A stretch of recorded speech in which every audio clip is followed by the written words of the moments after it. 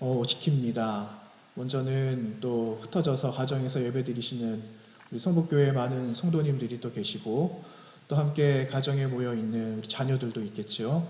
네, 우리가 우리 눈높이에 맞는 그런 말씀은 아닐지라도 우리 자녀들에게 오늘 이 말씀이 영으로 말씀해 주시는 하나님의 그 마음이 우리 자녀들에게도 같이 심어지는 그런 시간들이 되기를 바라고요. 또 아울러 교회를 사랑하는 마음으로 또 이렇게 한결같이 예배당에 조금씩 오셔서 예배에 오늘 참여해 주신 여러분들에게도 감사를 드립니다. 오늘 이 귀한 말씀을 통하여서 우리 몸된 교회가 세상을 향하여서 소금처럼 빛과 같은 귀한 사명을 잘 감당하는 그런 하나님의 교회로 다시 한번 든든하게 세워지는 소중한 기회가 되기를 간절히 원합니다. 오늘 말씀은 왕을 맞이하는 사람들이라는 제목으로 함께 말씀을 나누려고 합니다. 우리가 잘 알고 있는 유대민족은 오랜 시간 식민지 생활을 했던 민족입니다. 구약시대에 있었던 그 요셉이 죽은 이후에 하나님의 약속대로 이스라엘 민족이 강성해지잖아요. 이스라엘 민족이 강성해지면서 애굽의 왕은 이들을 보고 이스라엘의 한 민족을 보면서 두려움에 떨게 되었습니다. 그래서 그들을 노예로 삼기 시작하는데 무려 430년을 애굽 땅에서 노예로 살게 한다는 거죠. 이후 하나님의 사람을 통해서 그 민족이 해방이 되고 선민의 정체성을 되찾아가는 시간들도 있었습니다. 하지만 그 이스라엘 백성들이 선민으로서 살아갔던 시간은 그렇게 오래 가지 못했다는 거죠. 하나님을 바라보면서 살아가야 될 그 하나님의 선민들이 하나님을 멀리하고 우상숭배를 하는 일들이 너무나 많이 있었습니다. 이 성경에 얼마나 많이 기록되어져 있었습니까? 그러면서 우상숭배로 인하여서 결국은 그 나라가 분열되기까지 이르게 되죠. 힘 있는 열강들에 의해서 포로 생활이 이어질 뿐만 아니라 주전 586년에 그 바벨론에 의해서 이 남유다 왕국은 멸망하게 됩니다. 여러분, 이러한 역사적인 아픔, 메마르고 건조한 삶을 살아가던 유대민족은 그 자신들을 구원할 왕이 필요했습니다. 메시아로 오신 예수 그리스도께 구원의 기대감을 가지고 오늘 예루살렘을 향하여 입성하고 계시는 그 예수님을 맞이하고 있다라는 것입니다. 여러분, 우리가 먼저 생각해 볼 것은 이들 무리가 맞이했던 그 예수는 과연 누구인가? 아울러 오늘 우리가 함께 맞이하고 있을 그 예수 그리스도는 누구신가? 라는 생각을 한번 나누어 보기를 원합니다. 오늘 본문에서 예수님은 예루살렘에 입성하시면서 수많은 무리들을 만나십니다. 이들은 자신의 눈앞에 보이는 예수 그리스도를 그들 자신의 왕으로 삼고자 하였죠. 그리고 예수 그리스도를 향하여서 그들은 크게 외칩니다.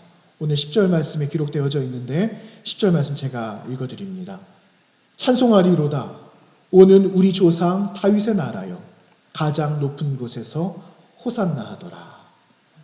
이렇게 수많은 무리들은 입성하고 계시는 예수 그리스도를 향하여서 다윗의 나라요.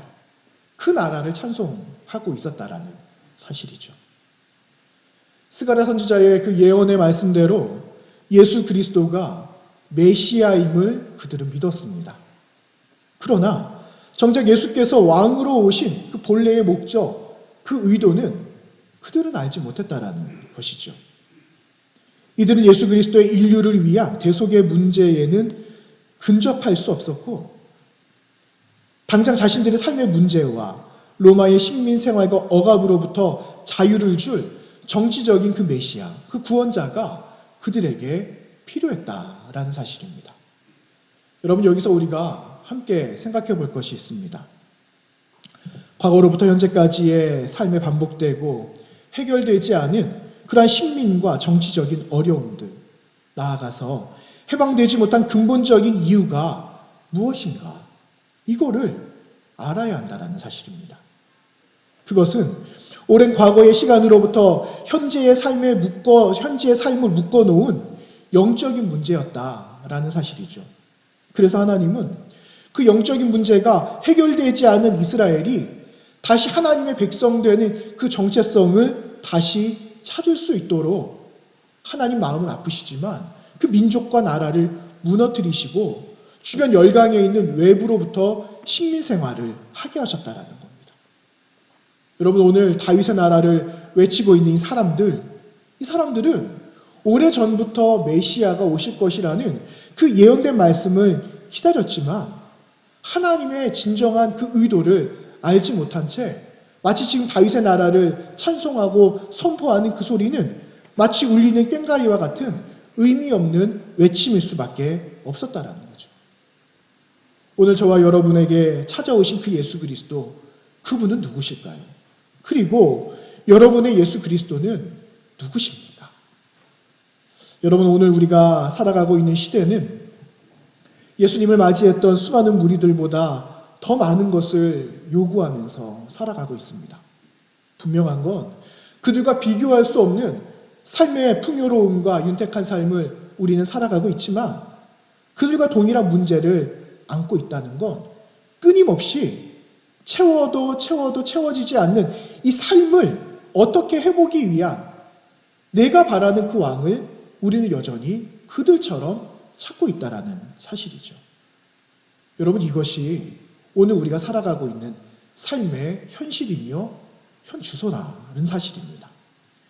주님께서 우리에게 말씀하시는 것은 눈에 보여지는 사건, 커다란 이슈가 삶의 문제가 아니라 우리의 잘못되어져 있는 삶, 하나님을 떠나 살아가고 있는 지금 나와 우리 모두의 삶의 자리를 보기를 원하신다라는 사실입니다.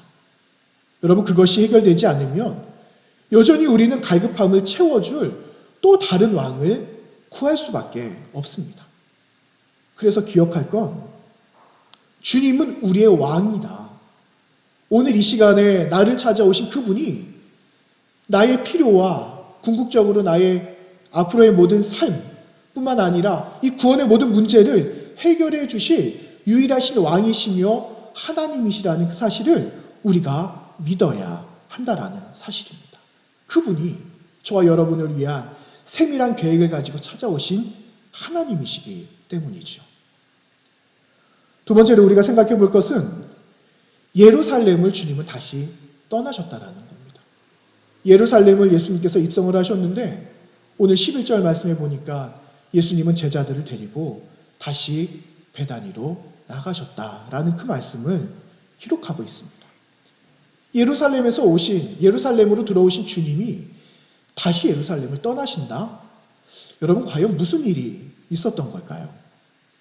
오늘 본문은 이렇다 할 이유를 기록하지는 않습니다. 그러나 그 이후에 성전 안에서 이루어져 있던 그 모든 일들을 바라보았을 때 주님은 더 이상 그 예루살렘 안에 머물러 계실 수가 없으셨다라는 거죠.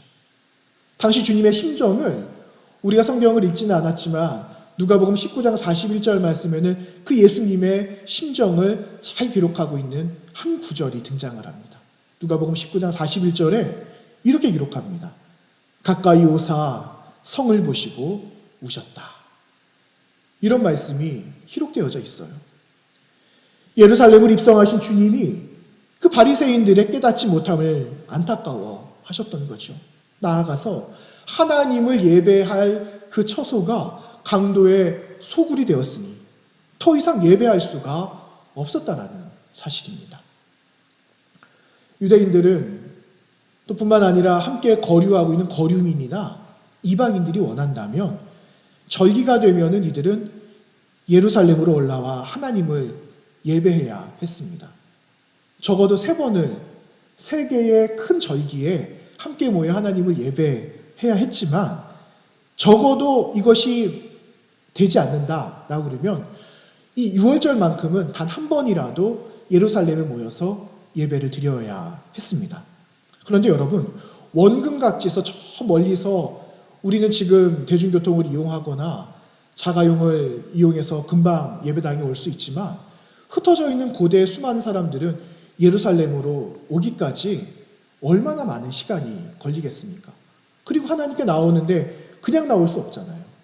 재물을 가지고 예물을 하나님께 올려드릴 것을 가지고 와야 되는데 이것을 저 멀리서부터 가지고 온다라는 건 너무 어려운 일입니다. 그래서 이러한 편의를 위해서 이방인이 머무는 끝들에서는 절기 때마다 하나님께 올려드릴 그 예물을 마련할 수 있도록 이런 편의를 제공했다라는 거죠. 그러나 그 문제가 더욱더 어려운 일을 낳게 되었다라는 건 우리는 너무나 잘 알고 있습니다. 이런 편의가 하나님께 드려야 할 예배의 처소를 더 이상 예배의 공간으로 사용하지 못하도록 하나님을 영접할 수 없는 그런 공간으로 만들어버렸다라는 사실입니다.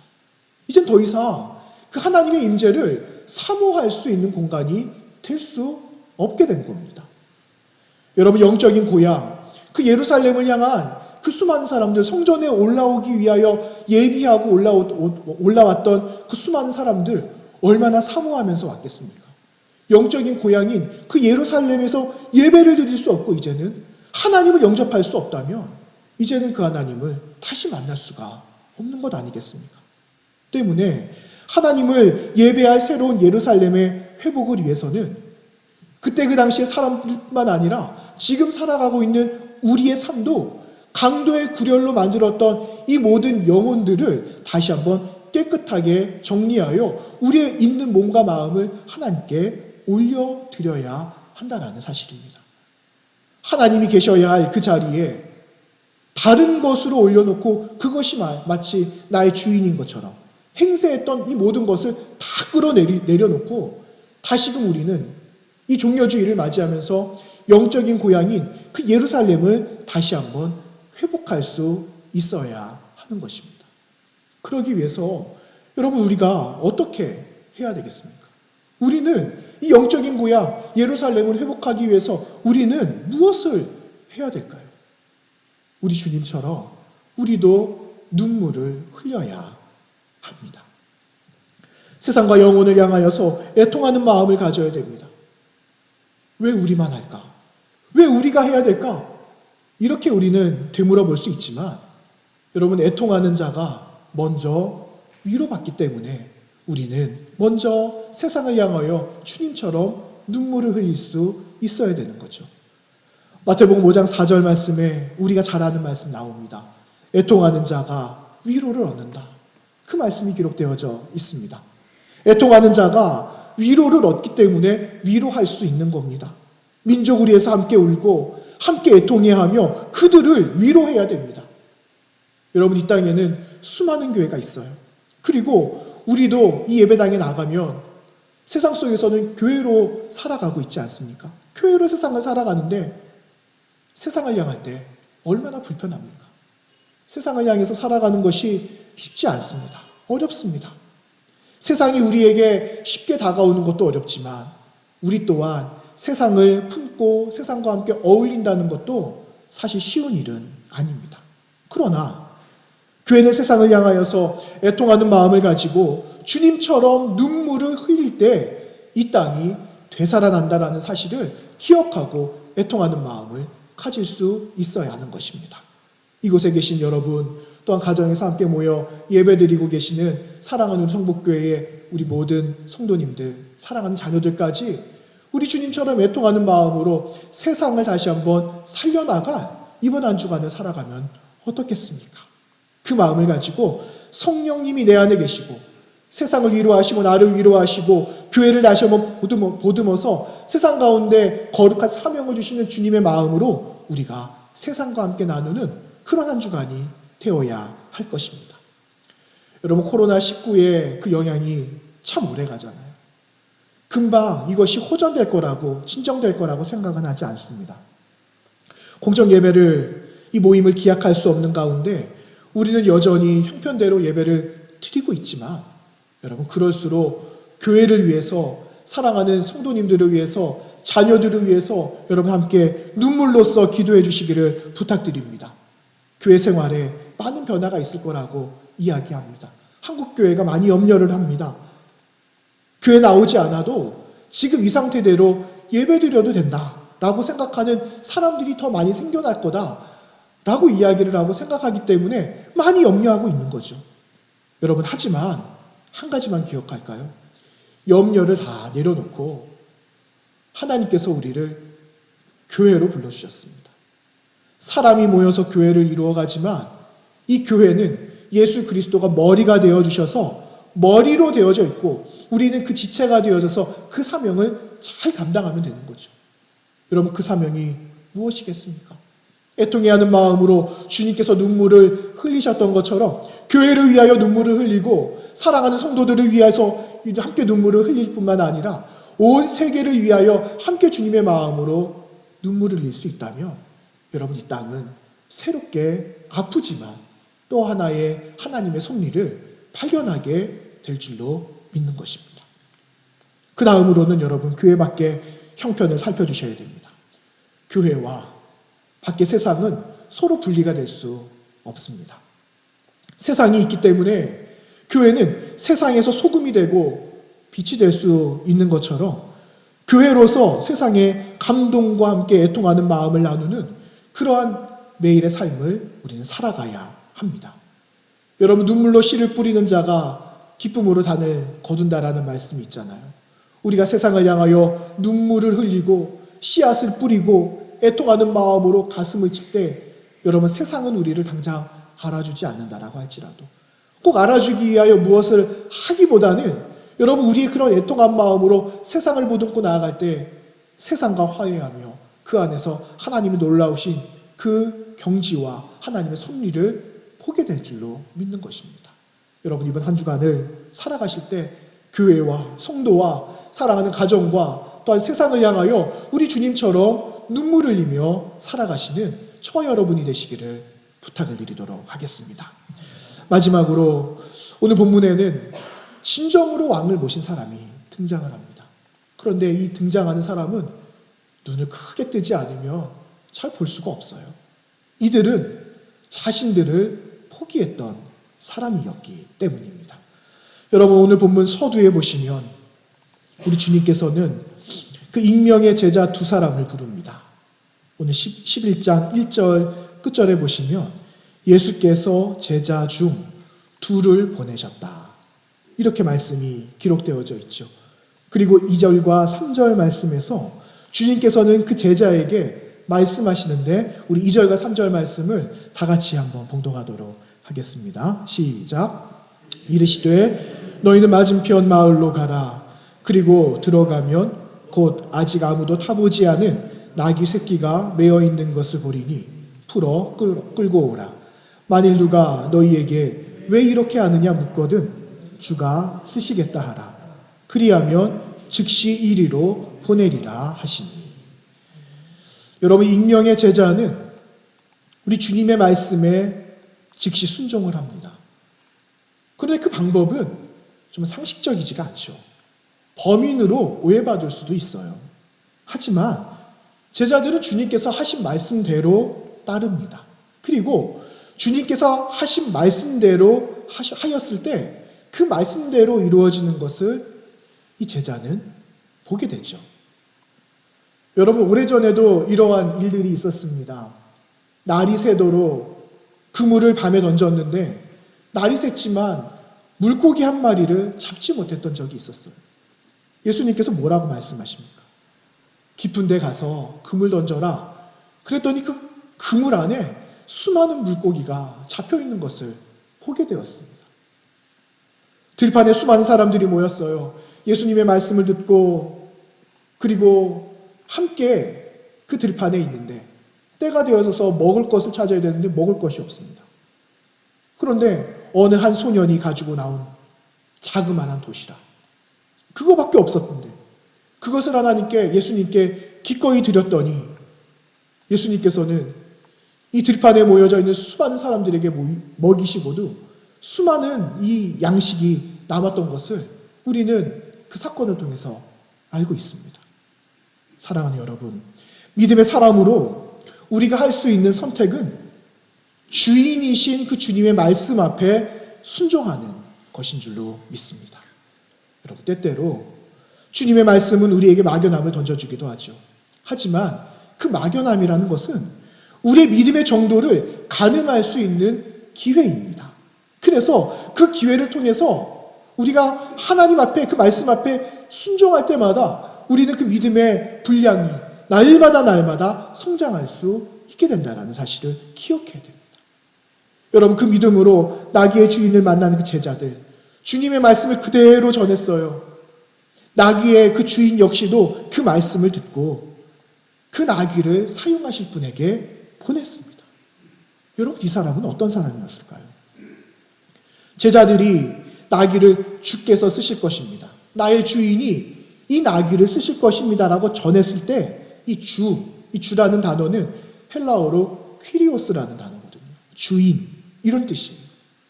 그런데 넓은 의미에서 권세를 가지신 주님을 지칭할 수도 있는데 이것을 나의 주인 되시는 주님께서 쓰시겠다라고 할 때 이 의미는 하나님께 드림이 된다라는 그 고르반의 의미를 가지고 있거든요.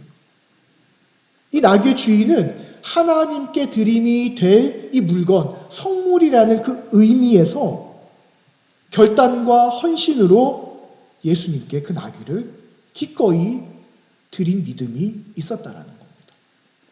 성경은 이 사람에 대해서 자세하게 기록하고 있지는 않아도 그의 행실을 통해서 이 사람도 믿음의 사람이었을 것이다. 믿음으로 그렇게 순종할 수 있었을 것이다. 라고 그렇게 이야기를 합니다. 그런데 여러분, 이들을 보세요. 이들이 잘 눈에 드러납니까? 사건을 위해서 그 예수님의 하신 말씀대로 그냥 말씀만 옮기고 있는데 이 사람들은 그냥 시간과 사건 속에 묻어져 가고 잊혀져 가고 묻혀갈 수 있지만 그들은 자신들이 감당할 일들에 최선을 다하고 있다라는 사실입니다. 자신들의 생각 혹은 자신들의 의지나 이렇게 하면 안 돼요, 주님. 이렇게 하면 오해받기가 쉽습니다. 라고 말하지 않고 그저 묵묵하게 주님이신 주인의 말씀에 순종하고 있었다라는 겁니다. 여러분, 그 결과 어떻게 되었습니까? 주님은 말씀 앞에 순종하고 그분의 의지대로 나아갔던 자들을 통하여서 공생애의 그 마지막 아주 중요한 처음 관문인 그 시간을 함께 시작하실 수 있게 되셨다라는 사실입니다. 여러분, 주님을 신뢰하세요. 여러분, 지금같이 어려움이 있고 언제 이것이 진정되어질지 모르는 이 어려운 시대를, 이 시기를, 그리고 사업하시는 분들도 많이 어렵다라는 이야기를 쉽게 우리는 듣고 있어요. 뿐만 아니죠. 우리 모두가 다 어려워요. 그런데 이 어려움 가운데 여러분, 주님을 신뢰하실 수 있으십니까?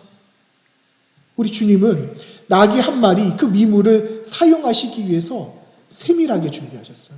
세밀하게 전할 말씀도 그들에게 가르치시고 들려주셨습니다.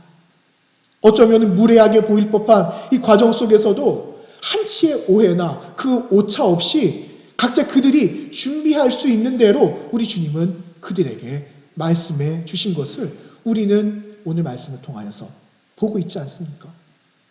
하물며 자신의 생명을 우리에게 주시고자 하신 하나님의 계획은 이보다 더 크고 놀라운 사실인데 우리가 이 어렵다고 어떻게 주님을 신뢰하지 않을 수가 있겠습니까? 여러분, 어려울지라도 더 주님을 신뢰하시기 바랍니다. 우리 주님을 더 믿으시기를 바랍니다. 어렵습니까? 눈에 보여지지 않는 것이 있죠. 손에 잡히는 것들도 없죠. 그러나 하나님의 때가 있고 하나님이 이루실 시간에 반드시 오늘의 말씀처럼 분명하게 우리에게 말씀해 주신 바가 있을 거라고 믿습니다. 그 말씀을 여러분 잘 받으셔서 말씀대로 순종하는 놀라운 그 은총이 여러분 이 자리에 또한 가정에서 예배 드리시는 모든 분들의 삶 속에 넘쳐나게 되시기를 주님의 이름으로 축원합니다. 사랑하는 여러분, 주님을 위해서 헌신할 일이 있으십니까? 그렇다면 여러분 그 헌신의 자리는 바로 오늘이며 이 자리입니다. 내일 하겠다. 형편이 좀 나아지면 헌신하겠다. 아니야, 이거는 내가 할 일이 아니라 이 사람이 할 일이야. 라고 해서 여러분 미루는 것이 아니라 나에게 주신 그 사명, 그 헌신, 내가 감당해야 될 분량이기 때문에 오늘 헌신하기를 우리 주님은 원하신다라는 겁니다. 주님이 주인이 되심을 고백하면서 내가 드려야 할 것이기 때문에 오늘 주님은 우리에게 말씀하고 계신다라는 사실이죠. 나귀는 어떤 이름 없는 주인의 소유처럼 보여지지만 주님께서 사용하시겠다라고 하셨을 때 그는 주인이 우리의 주님이신 것을 알고 기꺼이 드렸던 겁니다. 나귀만 드린 것이 아니죠. 나귀의 어미까지 함께 드린 것을 보면은 얼마나 주님을 향한 마음과 또한 받으실 주님의 영광을 기대했는지 짐작해 볼 수가 있습니다. 내가 주님 앞에 순종으로 드리면 하나님은 영광으로 받으시고 그 영광은 나의 헌신을 통해서 온 세계, 온 인류 가운데도 하나님의 놀라우신 섭리가 나타나게 하신다는 것을 여러분 기억하시고 이번 한 주간을 하나님께 모든 것 맡기고 또한 우리에게 말씀하시는 바대로 순종하면서 살아가게 되시는 저와 여러분, 우리 성복교회의 믿음의 공동체가 되시기를 간절히 원합니다. 종려주의를 맞이했죠. 이번 한 주간 여러분 주님이 말씀하신 곳에 여러분 최선을 다하여 거룩함과 순종과 또한 믿음의 헌신의 시간을 보내게 되시기를 바랍니다. 우리 주님의 고난에 깊이 동참하시면서 그 동참하는 모든 삶이 우리의 일상이 되어져서 우리 주님과 날마다 또한 나에 있는 성품들이 주님의 성품으로 바뀌어져 나갈 수 있도록 그렇게 여러분 삶에 최선을 다해 주시는 이번 한 주간이 되시기를 주님의 이름으로 부탁을 드립니다. 함께 기도하도록 하겠습니다. 거룩하신 하나님 아버지, 종려주의를 맞으며 이 시간에 우리를 주님의 자리에 불러주시고 우리에게 말씀하신 바대로 세상을 향하여 나아가게 하시니 고맙습니다. 하나님, 우리가 이 종려주의를 맞으면서 나의 왕 대신 나의 주인이 되어주신 그 주님을 위하여 나는 어떤 헌신을 할 수 있을지, 나는 주님을 위하여 어떤 예비된 모습으로 주님을 맞이할 것인지 고민하는 한 주간이 되게 도와주시고, 주님께서 나를 위하여 십자가의 고난을 받으시고 그 십자가를 지시기까지 나를 향하신 하나님의 그 사랑을 다시 한번 마음에 깊이 채움으로 인하여 세상 가운데 그 사랑을 함께 전하는 이번 한 주간이 되어지도록 은혜를 베풀어 주시옵소서. 예수님 거룩하신 이름으로 감사하며 기도하옵나이다.